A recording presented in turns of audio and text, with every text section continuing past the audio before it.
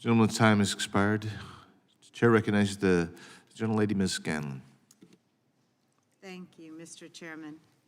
Our colleagues on the other side of the aisle seem to have called this hearing to really promote fear-mongering or disinformation in order to justify a radical plan that would effectively shut down asylum to everyone. And the plan is so extreme that their Republican colleagues have objected that it's ineffective, inhumane, and even un-American.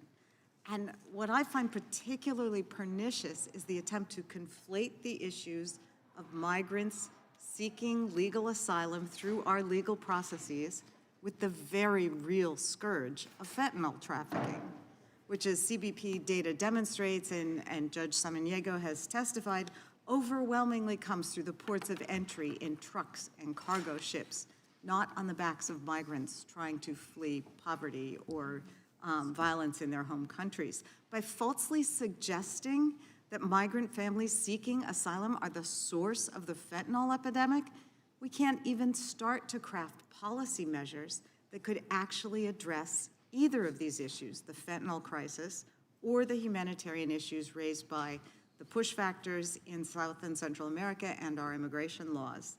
So I don't want to waste this opportunity, and since most of my experience before coming to Congress has to do with how badly broken our immigration laws are, I just wanted to focus there. How do we handle the increase in asylum seekers at the southern border with real fixes like some of those that Judge Samaniego has suggested? As I suggested, we do need to address the root causes of migration, but we need to have functioning pathways here in this country that people can pursue.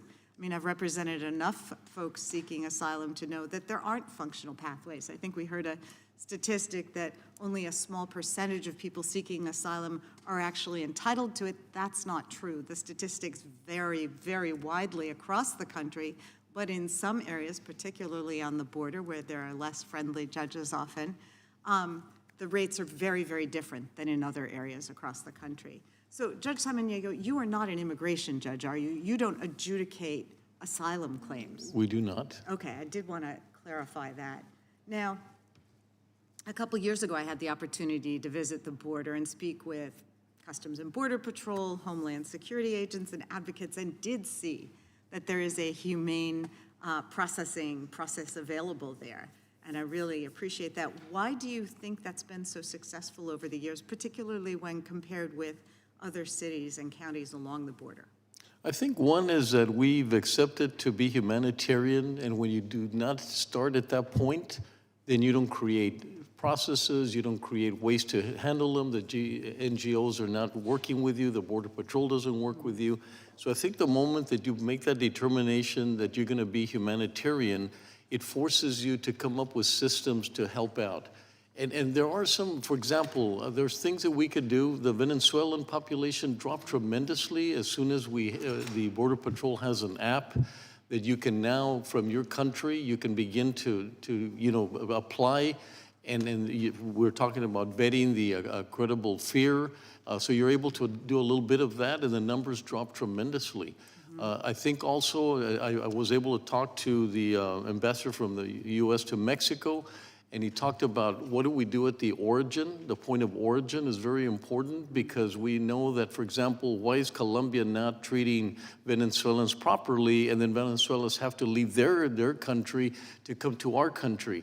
And so it's not just a pull that we have a push that we need to look at as well. And so, I think if we get creative, but I think once you start with the idea that you have to, it's safety, that we have to make sure that the economy is taken care of. El Paso was one of the strongest economies in all of Texas. We were one of the strongest. And so while we're dealing with the situation, we have to worry about the economy. So the economy, the safety, and being able to do the right things from the humanitarian. I think if you start from that premise, I think things are more solvable. If you start from the premise that you don't want them here, then what's the solution? Well, and I do want to pick up on that because over the past few months, Texas's governor has sent dozens of busloads of vulnerable migrants to Philadelphia, which I represent, without notice or coordination, which of course has made it more difficult for our willing city authorities to welcome those folks. But when you have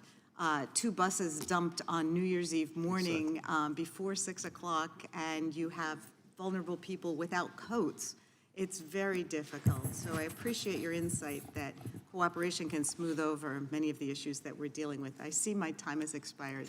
I yield back. Thank you, Congresswoman.